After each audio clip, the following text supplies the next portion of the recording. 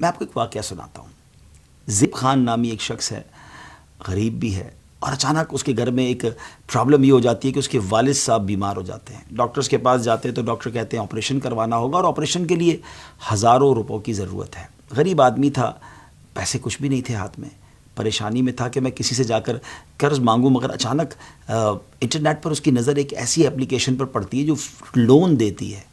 بڑا اچھا لگا اسے کہ بغیر کوئی زیادہ ڈاکیومنٹیشن کے، بغیر کسی کی گارنٹی کے آسانی سے 15-20 ہزار روپے لون مل جائے گا۔ پیسے اس کو زیادہ چاہیے تھے، لیکن مرتا کیا نہ کرتا، 20-25 ہزار روپے اس ایپلیکیشن سے لون لیا۔ جیسے ہی لون لیا تو اس کی نظر فوراً ایک اور اپلیکیشن پر پڑتی ہے، وہاں سے بھی 20 ہزار لون مل گیا۔ تو کرتے کرتے اس نے 4-5 اپلیکیشن سے 1 لاکھ روپے لون لے لیا۔ والد صاحب کا آپریشن بھی کروا لیا، اور اب سمجھا کہ معاملات تو سارے سیٹل ڈاؤن ہو گئے۔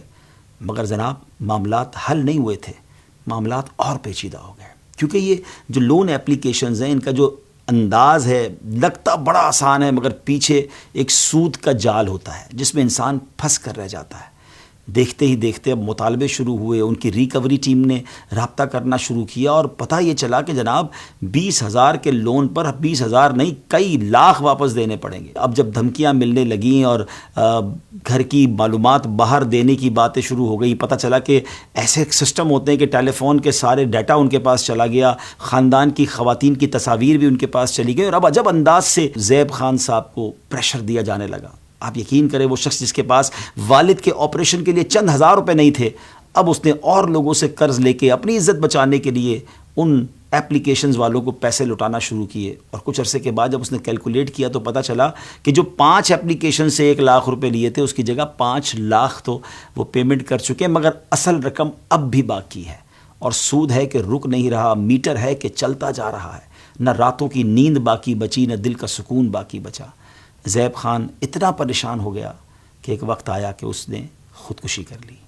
پیسے بھی بہت سارے چلے گئے، اور بندہ بھی دنیا سے چلا گیا۔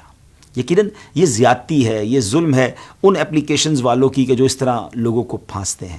مگر ہمیں بھی تو کچھ خیال کرنا ہے نا۔ سب سے پہلی بات، ہم مسلمان ہیں۔ سود حرام اور جہنم میں لے جانے والا کام ہے۔ ٹھیک ہے، بعض اوقات انسان کو قرض کی ضرورت پڑتی ہے، وہ کوشش کرے، مگر سودی قرض کی طرف تو نہ جائے نا۔ اور پہلے کوشش یہ کرنی چاہیے کہ محنت مزدوری کر کے، اور بعض اوقات تو کچھ لوگ سستی، کاہلی اور کام نہ کرنے کی وجہ سے بھی کئی مشکلوں کا شکار ہوتے ہیں۔ اگر بندہ خوددار ہو، کام میں، مزدوری میں، اور کوشش کرتا رہے تو اللہ پاک راستے آسان کر دیتا ہے۔ لیکن بہرحال کبھی بھی سودی قرضے کی طرف نہیں جانا چاہیے۔ احادیث میں مضمون ملتا ہے کہ سود کا کام کرنے والا ایسا ہے کہ وہ اللہ سے جنگ کرنے والا ہے۔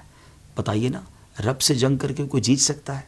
قرآن و احادیث میں سود کی بہت زیادہ مذمت آئی ہے، اور اب تو یہ اسکیم بڑھتے جا رہے ہیں، اب تو یہ سازشیں بڑھتی جا رہی ہیں، اور کئی لوگ ایسا لگتا ہے سر سے پیر تک قرضوں میں اور سود در سود میں غرق ہوتے چلے جا رہے ہیں۔ اللہ کریم ان تمام لوگوں کے لیے مشکل آسان فرمائے جو اس طرح کے قرضوں میں جکڑے جا چکے ہیں۔ اللہ سب قرض داروں کے قرضے اتار دے، مگر آپ نے اس جال میں پھنسنا نہیں ہے، نہ کسی کو پھنسنے دینا ہے۔ اس ویڈیو کو اچھی نیت کے ساتھ شیئر کیجیے۔ اللہ کریم ہم سب کی حفاظت فرمائے۔